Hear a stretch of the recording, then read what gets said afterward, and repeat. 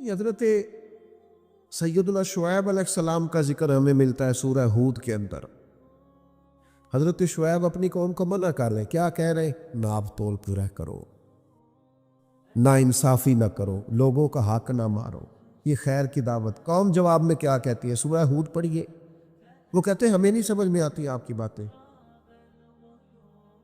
اگر ہمیں آپ کے قبیلے کا ڈر نہ ہوتا تو معاذ اللہ ہم تو آپ کو پتھر مار مار کے شہید کر دیتا۔ آپ انہیں تبلیغ دین کر رہے ہیں، آپ انہیں اخلاقیات سکھا رہے ہیں، آپ ان کے کردار و عمل میں خوبصورتی پیدا کرنا چاہ رہے ہیں۔ وہ کہتے ہیں اگر آپ کے قبیلے کا خوف نہ ہوتا تو ہم تو آپ کو شہید کر دیتے۔ تو جواب میں حضرت شعیب نے کیا کہا؟ جاؤ پھر موج کرو۔ انہوں نے کہا ایسی قوم کو تبلیغ کروں جو پتھر مارنے کی بات کرتی ہے؟ کیا میں اب ایسے لوگوں کو دعوت خیر دوں جو مجھے شہید کرنے کی بات؟ کیا خوبصورت جملہ ہے قرآن مجید نے بیان کیا۔ حضرت سیدنا شعیب فرمانے لگے وَيَا قَوْمِ اعْمَلُوا عَلَىٰ مَكَانَتِكُمْ اِنِّي عَامِلٌ، فرمانے لگے قوم والو تم اپنی جگہ کام کرتے رہو جو تم نے کرنا ہے، اور میں اپنی جگہ دین کی تبلیغ کرتا رہوں۔ کرو تم اپنا کام اور میں اپنا۔ شکوہ ظلمت شب سے تو کہیں بہتر تھا، ہم اپنے حصے کی کوئی شمع جلاتے جاتے۔ دوستو لوگ تو تادہ زدی کریں گے۔ ایک خاص بات کرنی ہے آپ سے، ایک دانشور نے مجھے تو بڑا تڑپایا ہے، ہو سکتا ہے آپ بھی تڑپ جائیں۔ دیکھا ہے جو کچھ میں نے اوروں کو بھی دکھلا دیں۔ دانشور کی بات پڑھی میں تو ٹوٹ گیا۔ اس نے کہا مسئلہ پتہ کیا ہے؟ بدی پھیلانے والے تھوڑے اور نیکی پھیلانے والے زیادہ ہیں، لیکن پھر بھی زمانے میں بدی کیوں زیادہ پھیل رہی، نیکی کم کیوں پھیلتی؟ تعداد نیکی پھیلانے والوں کی زیادہ ہے، بدی پھیلانے والوں کی کم ہے، لیکن سوسائٹی میں چلن بدی کا کیوں عام ہے؟ تو کہنے لگا اس کی وجہ یہ ہے کہ جس اخلاص کے ساتھ بدی پھیلانے والی بدی پھیلاتے ہیں نا، اس اخلاص سے نیکی پھیلانے والے نیکی نہیں پھیلاتے۔ اور جتنی محنت شیطان کرتا ہے لوگوں کو گمراہ کرنے کے لیے، اتنی محنت دیندار کیوں نہیں کرتے بچانے کے لیے؟ جس تیزی کے ساتھ لوگ دین کے مخالف کوششیں کرتے ہیں، اتنی محنت کے ساتھ دیندار لوگ جدوجہد کیوں نہیں کرتے؟ کاش کبھی لوگ اتنے مخلص ہو جائیں جتنے بدی پھیلانے والے مخلص ہیں، تو انقلاب آ جائے۔ حضرت امام احمد بن حنبل رحمۃ اللہ علیہ ایک چور کے لیے اکثر دعا مانگا کرتے تھے۔ ابو الحسن اس کا نام تھا۔ امام احمد بن حنبل کہتے یا اللہ اس پہ رحم فرما، یا اللہ اس چور پہ رحم فرما، دعا مانگتے۔ اور دعا کیا مانگتے؟ یا اللہ ابو الحسن اس پہ رحم فرما۔ ایک دن آپ کے بیٹے نے پوچھا کہ حضور لوگ بڑے پریشان ہیں کہ آپ چور کے لیے دعا مانگتے اور اس کے لیے اللہ کی رحمت طلب کرتے۔ تو امام احمد بن حنبل نے بڑی انوکھی بات کی، کہنے لگے اس چور نے مجھے حوصلہ بڑھا دیا۔ آپ فرمانے لگے دین کی ایک بات کرنے کی وجہ سے جب مجھے بادشاہ نے گرفتار کیا اور مجھے تھانے لے جایا گیا اور کوتوال مجھے بند کر رہا تھا، تو میں دیندار آدمی تھا، ساری زندگی پڑھنے پڑھانے والا تھا۔ سارے مجرم نہیں جیلوں میں جاتے، جیلوں میں تو حضرت یوسف علیہ السلام جیسے لوگ بھی رہے ہیں۔ فرماتے ہیں مجھے لے جایا جا رہا تھا تو کچھ کیفیات تھی کہ لوگ کہیں گے جناب جیل میں۔ ارشاد فرماتے ہیں کہ میں ابھی کوتوال مجھے تھانے لے کے گیا کہ وہ چور آیا اور آگے کہنے لگا امام صاحب زمانہ جو مرضی کہے، میں جانتا ہوں آپ کی غلطی کوئی نہیں، آپ نے حق بیان کیا۔ کہنے لگا حضور میں چور ہوں، میرے وجود پر اب 1 انچ جگہ نہیں جہاں کوڑا نہ پڑا ہو، سارا وجود کوڑے کھا کھا کے زخمی ہے، ہر شہر کے ہر کوتوال کے پاس گویا ہر تھانے میں میرا نام لکھا ہے۔ چوری کے لیے مار کھاتا ہوں، کبھی گھبرایا نہیں۔ ذرا کھڑے رہنا، آپ تو محمد عربی کے دین کے لیے مار کھانے لگے۔ اتنی جلدی تانوں سے پریشان نہ ہونا، فرمایا ذرا کھڑے رہنا، اتنی جلدی تانوں سے پریشان نہ ہونا۔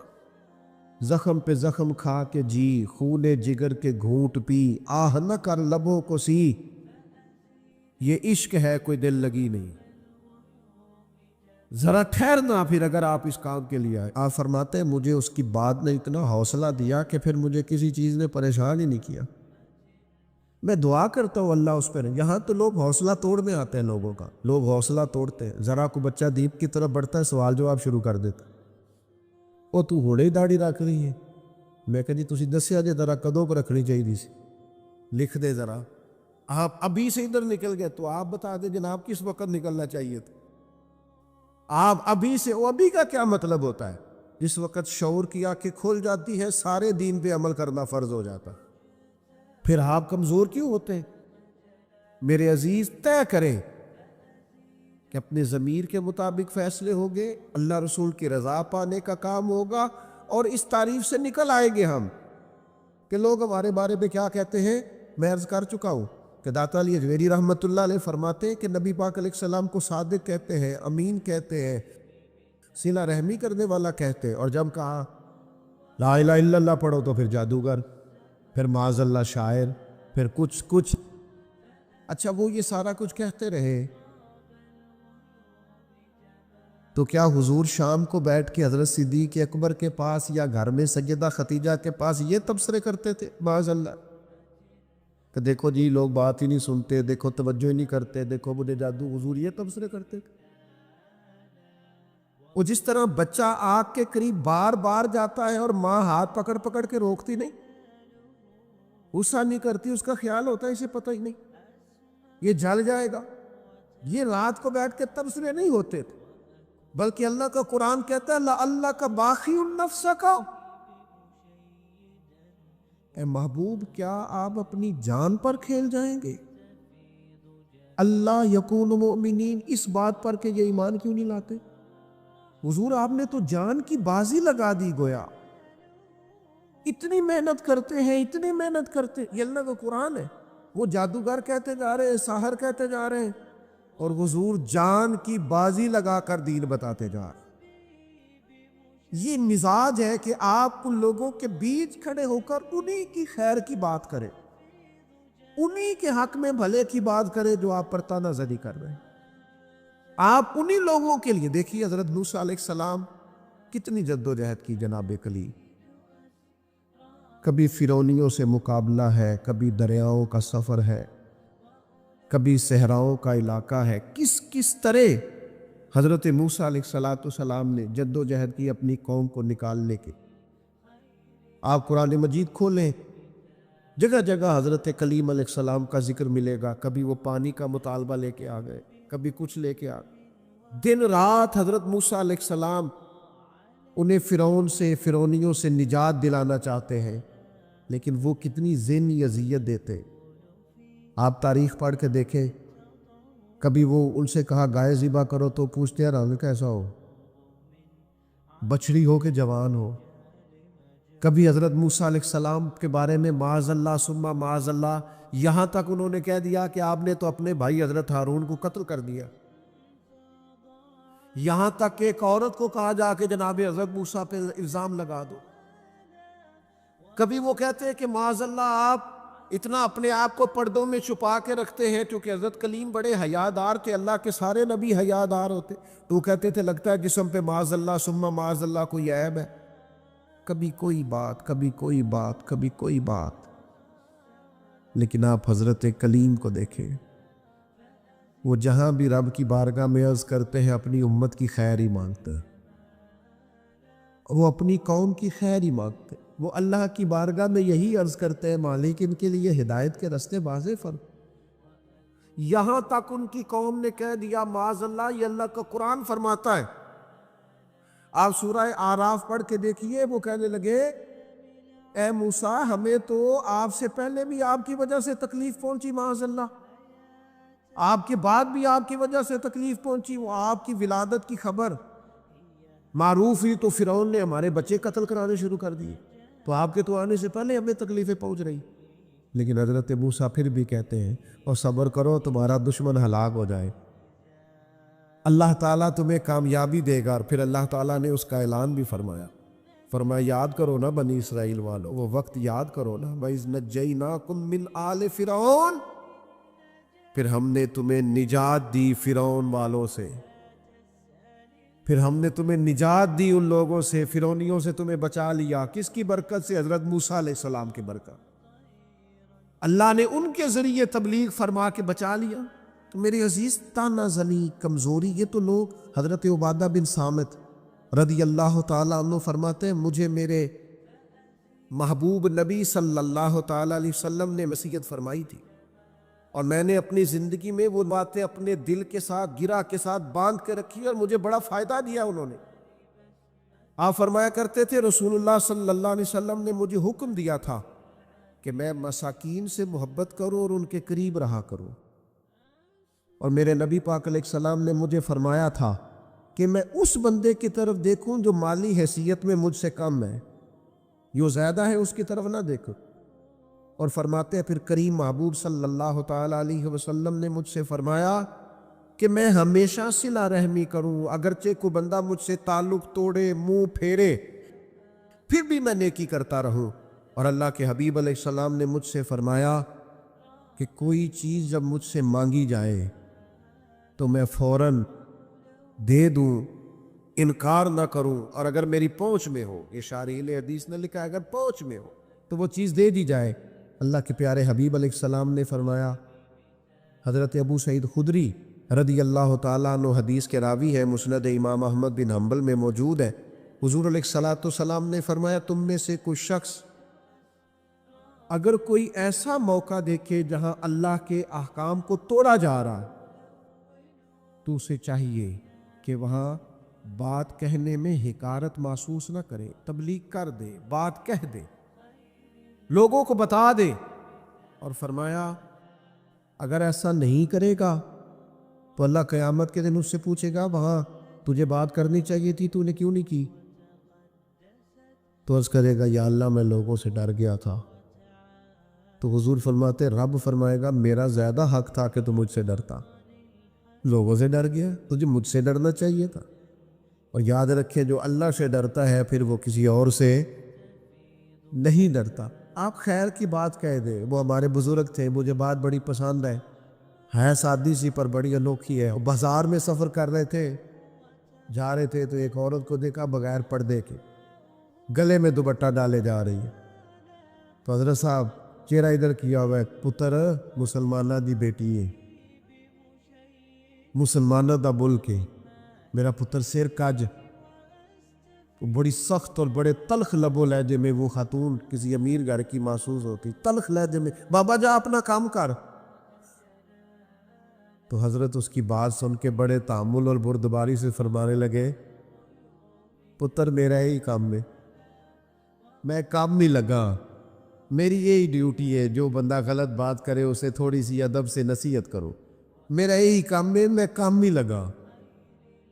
تو وہ بات جو دل سے نکلتی ہے اثر رکھتی، پر نہیں طاقت پرواز مگر، آپ کہے تو صحیح دین کی بات، اپنے بیٹے کو بھی نہیں کہتے حضور کے دین کا پیغام، چھوٹے بھائی سے بھی نہیں کہہ سکتے، اپنے ماتحتوں سے بھی نہیں کہہ سکتے آؤ یار نماز کے لیے چلے، اپنے گھر میں بھی اتنی جرت اور طاقت نہیں رکھتے، ہر کام کے لیے ناراض ہوتے ہو، لیکن صرف لوگوں کے ڈر سے کہ لوگ کیا کہیں گے، ہر وقت کمزوری دکھانا۔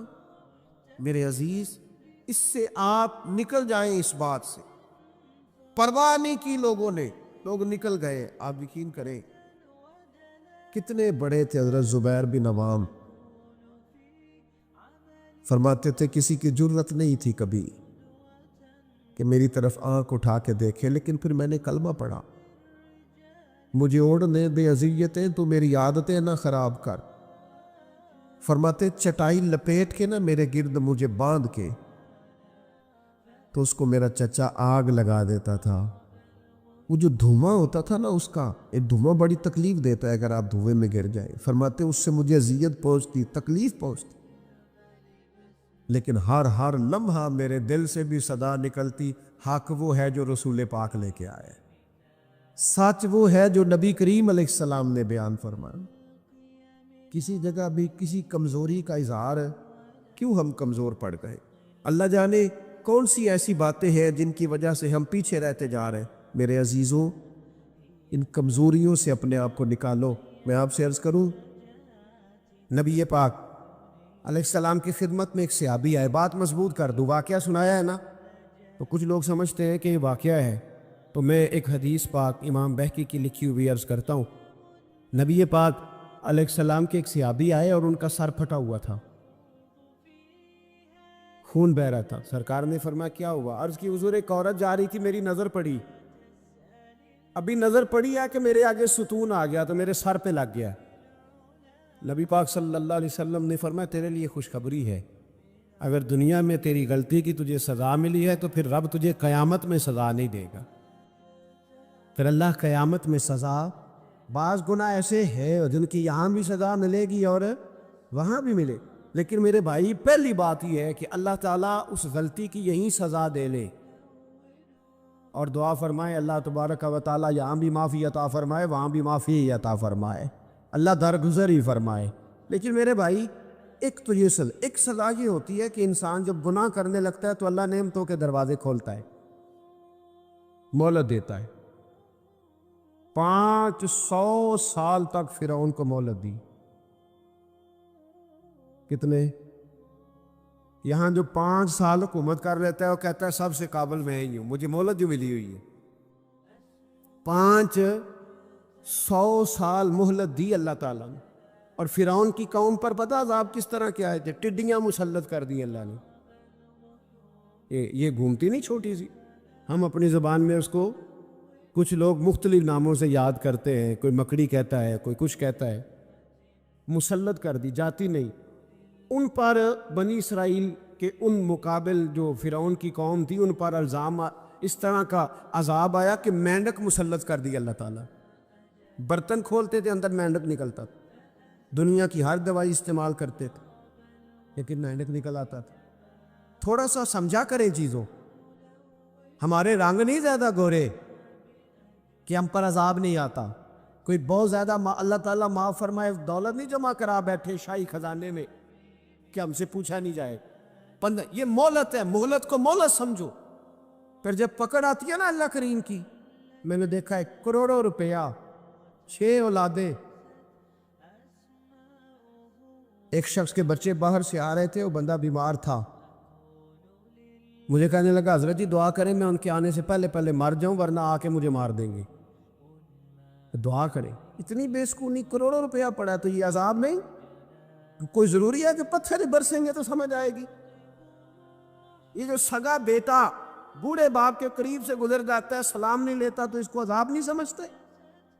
یہ جو امت کی بیٹیاں, امت کی بچیاں, ہماری بچیاں, ایک سال کے اندر 75 ہزار بچی ایک ڈویژن سے بھاگ کے شادی کر رہی ہے, اور ایک صوبے سے, تو اس کو آپ اللہ کا عذاب نہیں سمجھتے؟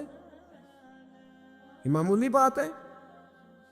نہیں ہمارے رنگ ہو رہے ہیں, ہم بڑے سمارٹ ہیں. 1500 سال مہلت دی نوح علیہ السلام کی قوم کو. کتنے سال؟ بول کے بتائیے, بول کے دوبارہ بولیے. 1500 سال. کوئی آدمی اپنی سمارٹنس پہ خوش نہ ہو جائے کہ 20 سال ہو گئے میں تو نافرمانی بھی کر رہا ہوں, روٹی بھی پک رہی ہے, میں تو حرام بھی کھا رہا ہوں, پھر بھی سب ٹھیک ہے. 1500 سال مہلت دی. پھر حضرت نوح کہنے لگے اللہ میں نے تو بڑا سمجھایا, نہیں باز آتے. تو رب کریم نے فرمایا کشتی بناؤ. اللہ کے پیغمبر کشتی بنانے لگے تو قوم مذاق اڑانے لگ گئی. اب کیا کرنے لگے ہو؟ اب کشتی بنانے لگے ہو, خیر تو ہے, قوم مذاق اڑا رہی ہے. حضرت نوح علیہ السلام کا آپ نے کشتی بنائی, پانی کہاں سے نکلا؟ نہ بارشیں ہوئی نہ سیلاب آئے. ایک تندور تھا, اس کے اندر سے پانی نکلنا شروع ہو. کبھی تندور سے بھی پانی نکلا ہے, پر جب نکالنے والا چاہتا ہے تو وہاں سے بھی ایک تندور سے پانی نکلا. اتنا نکلا, اتنا نکلا, اتنا نکلا کہ قوم ساری ڈوب گئی. قرآن مجید کے صفحات شہادت دیں گے کہ حضرت نوح کی قوم کا بچہ بہہ گیا. بچے صرف وہ تھے جو حضرت نوح کے ساتھ ہو گئے, تباہ ہو گئی. اللہ بے نیاز ہے, بے نیاز. 1500 سال مہلت ملے اور تو پھر بھی کہے رب بڑا کریم ہے, معاف کر دے گا. 1500 سال تجھے گنجائش دے اور تو کہے کوئی نہیں بات معافی ملنی چاہیے ابھی بھی. میرے بھائی حضرت صالح علیہ السلام کی قوم، حضرت صالح نے تبلیغ شروع کی تو کہنے لگے پہلے معجزہ دکھاؤ. جی آج تو نہ لوگ معجزے مانگتے ہیں. آج بھی لوگ کرامتیں اور معجزے، اللہ معاف کرے، جو چیزیں معجزہ تو ہو نہیں نہ سکتا، لیکن آج بھی لوگ، آپ یقین کریں، کہتے ہیں یہ بڑی نمازیں پڑھتا ہے تو پھر بخشا کیوں نہیں گیا، پھر کیوں نہیں منو سلوا کیوں نہیں اترا اس پر، پھر میں بھی اسی طرح ہی ہوں، کیا اس کے اندر خوبی آ گئی. مولوی بھی ویسے ہی ہے، صوفی بھی ویسے ہی ہے. لوگ مان نہیں رہے، دو دلیلیں مان نہیں رہے، ابھی بھی لوگ بحث نہیں کرتے. کیا فرق آ جائے ابھی، ویسے ہی ہیں سارے. اللہ تعالیٰ سے ڈرنا چاہیے. ہمیں سامنے والے کی طرف دیکھ کر صحیح ہونے کا حکم نہیں ہے، ہمیں اپنی اصلاح کا حکم ہے. اپنی طرف دیکھ کے اپنے آپ کو ٹھیک کرنے کا. الزام لگا کے گزر جانا، اس کا کوئی مطلب. سنو اور یاد رکھو، حضرت صالح علیہ السلام سے کہنے لگے پہلے معجزہ دکھائیں. تو حضرت صالح علیہ السلام نے فرمایا اونٹ کہاں سے پیدا ہوتے ہیں؟ کہا اونٹنی کے بطن سے. فرمایا آؤ میں تمہیں پہاڑ کے اندر سے اونٹنی پیدا کر کے دکھاتا ہوں. کہاں سے؟ پہاڑ کے اندر سے. حضرت نوح ساتھ لے کے گئے تو پہاڑ کے اندر سے اونٹنی نکلی، اور اونٹنی بھی گابن تھی، اس کے پیٹ میں بچہ. اور اونٹنی اتنا دودھ دیتی تھی کہ ساری بستی دودھ پی جاتی تھی، پھر بھی دودھ بچ جایا کرتا تھا. لیکن حضرت نوح علیہ السلام نے فرمایا تم نے دیکھ تو لیا ہی اسے، یہ جتنا دودھ دے گی روٹی بھی اتنی کھائے گی.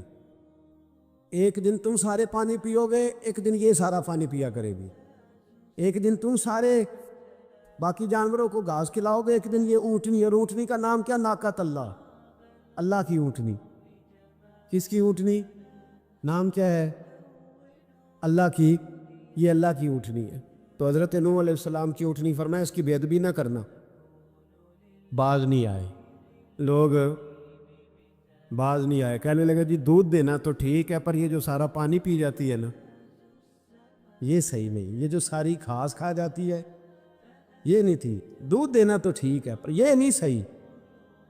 آپ نے فرمایا اسے کچھ نہ کہنا، اللہ کی اونٹنی ہے. میں کہا کرتا ہوں ان لوگوں نے ناقۃ اللہ کی بے ادبی کی. حضرت نوح علیہ السلام کی اونٹنی کی ٹانگیں کاٹ دی صالح علیہ السلام. اور دیکھو اللہ بڑا بے نیاز ہے، اگر پیدا کرنا جانتا ہے تو حفاظت کرنی نہیں جانتا. لیکن رب کریم نے فرمایا نہ کرنا. انہوں نے ان کے پیر کاٹ دیے، کانوں پہ چھریاں لگائیں. اونٹنی جب مر گئی، اونٹنی اللہ تبارک و تعالیٰ کی وہ اونٹنی جب مر گئی تو حضرت صالح علیہ السلام کی قوم پر رب کریم نے زلزلہ بھیجا. اذا زلزلت الارض زلزالہا، جب زلزلے آئے گے اور جب ان کا زلزلہ آنا زلزلہ آتا ہے نا، کیا کرتی ہے قوم؟ لا الہ الا اللہ، لا الہ لا الہ الا اللہ، کلمے جاری ہو جاتے. بلکہ ایک دفعہ ایسا بھی ہوا کہ مسجدوں میں اعلان ہونے لگے زلزلہ آ رہا ہے. جو فجر کے لیے نہیں اٹھے زلزلے کے لیے وہ بھی اٹھ گئے. جن کا دعویٰ ہے نا میری سویرے آنکھ نہیں کھلتی، ان کی لگی نہیں کتنے گھنٹے، بعد میں بھی نہیں لگی. ٹی وی پہ اعلان ہوتے رہے کوئی نہیں آ رہا، سو جاؤ چپ کر کے، لیکن آنکھ لگی. موت سے تو ڈرتا ہے، اللہ سے ڈرتا ہی نہیں. موت کا خوف ہے، رب کا نہیں. زلزلہ آیا، ساری قوم تباہ ہو گئی. بتاؤ اگر ناقۃ اللہ کی گستاخی ہو تو اللہ ناراض ہو جاتا ہے، اور اگر اولیاء اللہ کی ہو، اگر اولیاء اللہ کی ہو تو رب ناراض نہیں ہوتا.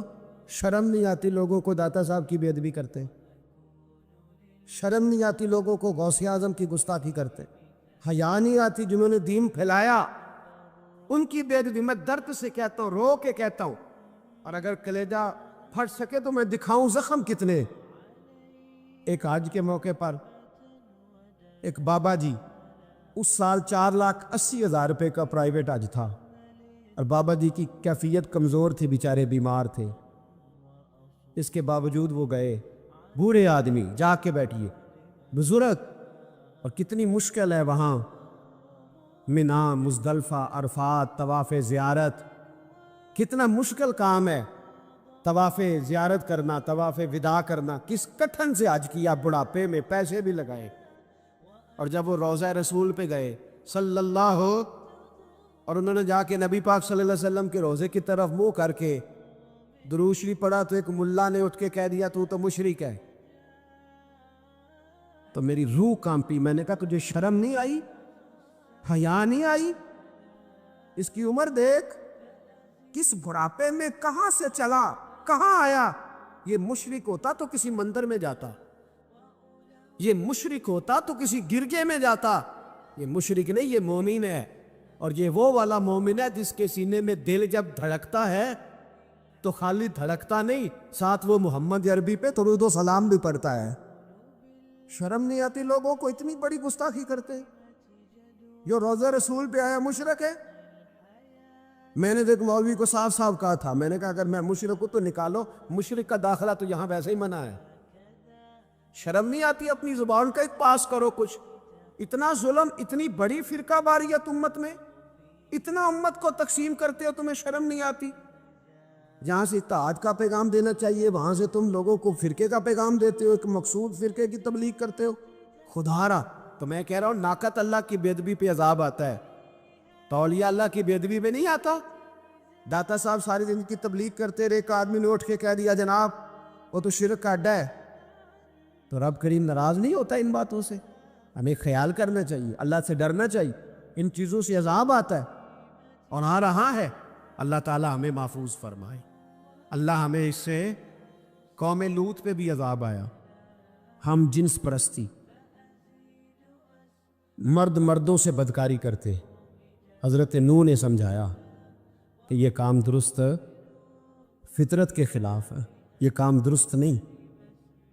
جب انسان یہ کام کرتا ہے تو زمین اور آسمان کانپتے. اب میں کیسے کھول کے بتاؤں, میرے پاس اعداد و شمار ہے کہ پاکستان کے اندر اس کام کی کیفیت کیا ہے اور کس طرح کر کے لوگ, میں تو رونا روتا رہتا ہوں داڑھی کا. لوگ کئی دفعہ کہتے ہیں حضرت صاحب پہلے بھی آئے تھے تو داڑھی کی بات, پھر بھی آئے تو داڑھی کی بات, تو میں رونا روتا ہوں. اس لیے روتا ہوں کہ جو کلین شیو نوجوان ہوتا ہے وہ امرد کے حکم میں, اس پر وہی حکم لگتا ہے جو عورت پہ لگتا ہے. اس کے ساتھ مرد کا اٹھنا بیٹھنا اسی طرح نہ جائے گا جس طرح عورت کے ساتھ. حضرت جنید بغدادی رحمت اللہ تعالیٰ علیہ کے سامنے ایک شخص نے کہا وہ کتنا خوبصورت نوجوان جا رہا ہے, تو آپ فرمانے لگے تو حافظ قرآن نہیں؟ کہا ہاں. فرمانے لگے جا اپنے حفظ کی خیر بنا. وہ شخص کہتا ہے میں نے اس بغیر داڑھی والے کلین شیو نوجوان کو بری نظر سے دیکھا, مجھے قرآن پاک ہی بھول گیا, سارا قرآن پاک بھول. اور کتنے سال میں دعائیں کرتا رہا, بیت اللہ کے طواف کرتا رہا, میں یاد بھی کرتا تو نہیں ہوتا.